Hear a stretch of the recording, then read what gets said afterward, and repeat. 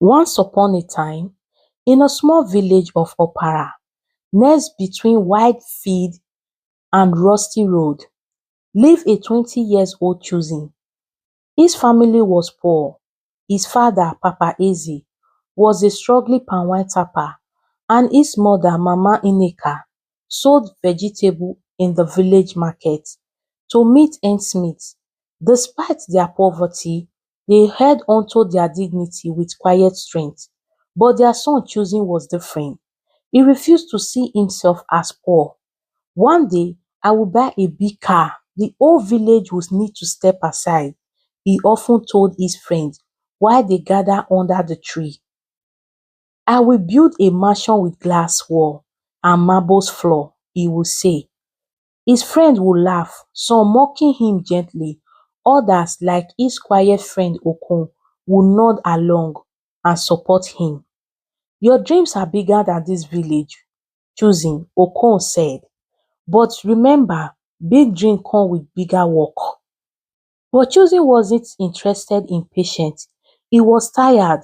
He was tired of seeing his father crack hands, his mother selling vegetable at the market. He was tired of sleeping under the crack wall in his house. At every meal, he would repeat the same plague. Papa, call your brother in the city. I want to go to the city. I want to leave this village. I cannot waste my life here. I am done with my secondary school. I cannot continue here in this village like you, he would say day by day, constant pressuring his father. One evening, after choosing refused to eat, he stormed into the night crying. Papa Eze was fed up. He quickly picked up his old phone and called his younger brother who lives in the city. After they've exchanged greetings, he began, please my brother, can you come and take my son to live with you in the city before this village bruise his spirit or he will bruise mine? Okay, his brother responded. I will find time to come and pick him. A week later, Uncle Daffy, a primary school teacher in the city of Warri, arrived. He was a modest man with a dark shiny skin. He lived in a small two-room apartment with his wife Auntie Rose and their two children. When Choosing arrived at the city, excitement was all over his face. Until he stepped into the house, it was cramped, humble, nothing like the city life he imagined. He had imagined that his uncle Daffy have mates around and they live in big mansion. That night, as he lay on his bed, he began to whisper to himself, is this it? Is this the life in the city? But he still pushed on and refused to give up. After 2 weeks in the city, his uncle enrolled him in a local tailoring shop to learn the trade under the Master Clement's shop, a tall, dark-looking man with a nice smile. In the shop, Choosing met other boys, including Clever and ambitious Femi, who quickly became his best friend. As they say, birds of the same feather flock together. Both have big dreams, so they quickly went along. They would often sneak to the back of the shop to share food and talk about their future. You see this life, Femi would say, pointing at a luxury car that just drove by. This is the life I want. No begging, no struggling, just wealth and power. Choosing would nod, his eyes burning with ambition. We will get there, we will get there, I swear, Choosing would say. After 5 years of their training, Choosing and Femi completed their training.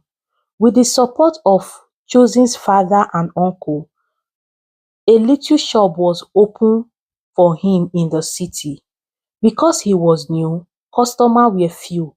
Some weeks he had nothing. Still, he refused to return to the village as a failure.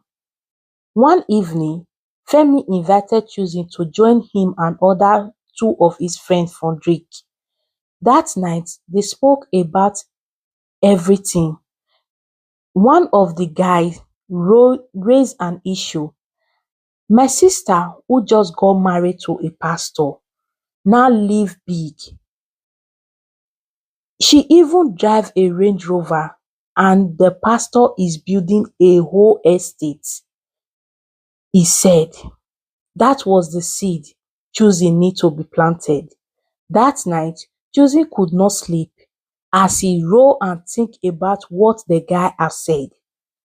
The next day was Sunday. He dragged Femi to the church, to a very big massive church. They were stormed as members begin to drop bundle of cash. The pastor ride on a black SUV. The choir wear marching robe. That very day, Choosing made up his mind. Femi, this is life. Forget tailoring. Let's become men of God. Femi hesitated. He responded, but we are not called. He said, we will make the call. If God did not call us, we will call God. He said that day. The two begin to ask questions stylishly just to have idea on anyone that can help their dream come true. Soon they found an old friend from the village named Osaon who had found success recently. Osaon introduced them to the Brotherhood, a secret society of businessmen, fake pastors and dark powers. The day of their initiation was chilling. Choosing was handed a white cloth to clean his eyes for vision, a ring for miracle, and a warning. Follow the rules, bring more people to the society and never betray us. Soon, the Choosing begin to find a place suitable to start his ministry. He later moved to a new city and start Fire ministry. His members were mix of desperate people, actors he paid sometimes to perform miracle. Whenever he prays for them, they will stand up from their wheelchair and start walking. The members will be very happy, singing his praise, clapping and dancing in the church. Within months, the church exploded in popularity. People begin to talk about him. He sold anointing water. He lay hands on children, praying for them. In reality, he steal their destiny and offer their destiny to the altar of the Brotherhood. He lived large with bodyguards around and fancy suits, but that wasn't enough. He began to sleep with his female member, of whom were Laura, a church worker. She later got pregnant for him. When she told him she was pregnant, she convinced him to abort the baby because of his name and reputation. But before Lara could go for the abortion, he told his younger sister Adora everything that had happened. He pleaded with her not to judge her because Pastor Choosing has been the one paying for their rent, feeding them, and even paying for her school fees. The next day, when Laura went for the abortion, she died. When Pastor Choosing heard the news, he quickly rushed to Adora's house, threatening her, giving her money to silence her not to talk to anyone about what had happened with her sister. Meanwhile, a young journalist named Tina had begun investigation about fake churches for her blog. The name of her blog is Eyes of the Street. She attended Fire ministry and immediately sensed something was off. She watched and took notes, record everything that is happening in the church. She never missed any service at all. One day, Adora noticed how Tina tried to ask questions about Pastor Fire. but no one cares to talk about him. His member believe that he is very powerful. He can see them even in secret. So they never say anything bad about him whenever they were asked question. Adora gathered courage to talk to Tina.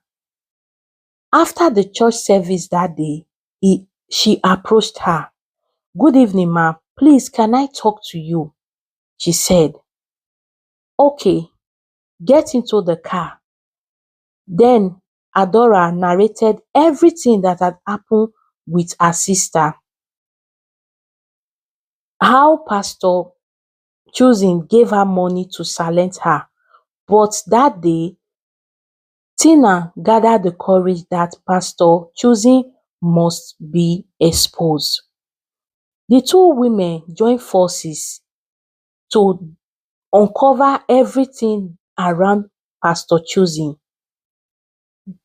On that fateful day, they discovered the Brotherhood meeting place.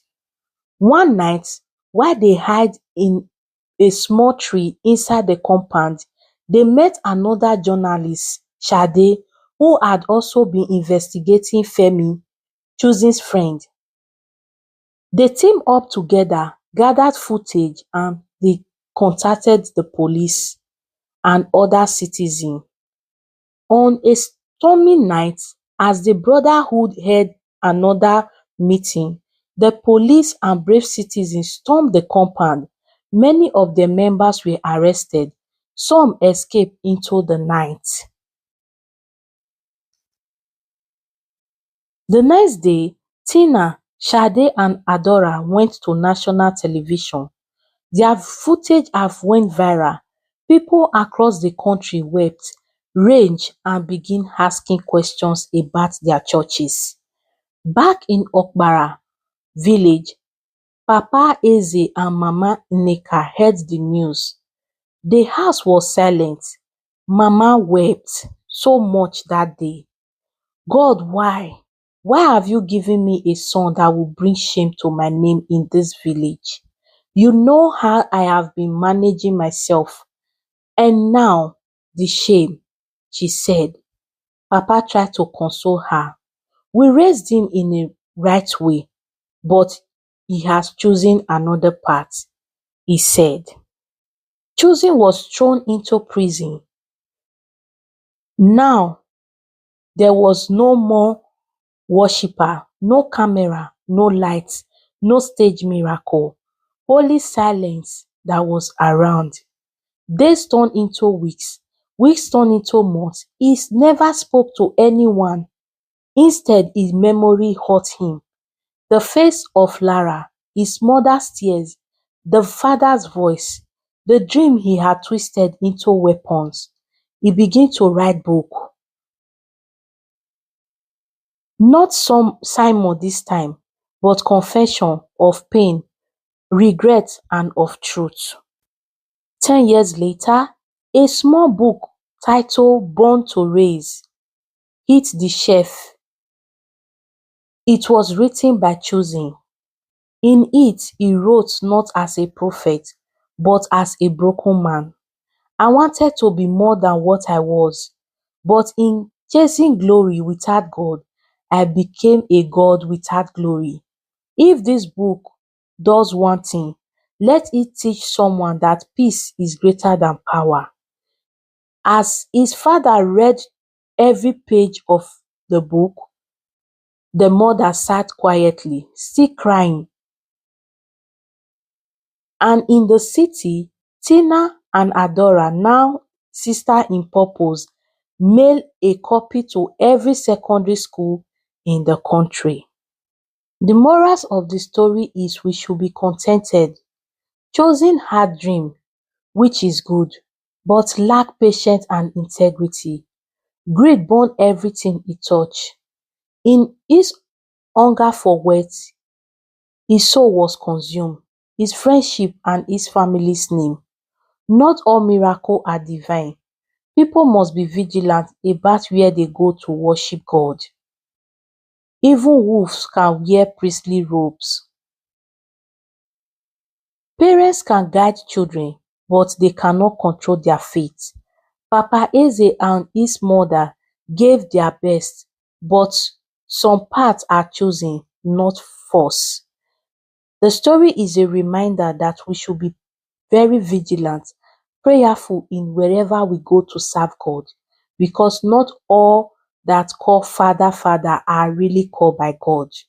We should be careful. Thank you for being here today. Please tell me what you think about the story. I will be in the comment section waiting for you. To my new and my old subscriber, thank you for being here. I hope you have learnt one or two from the story. See you on my next one. Bye.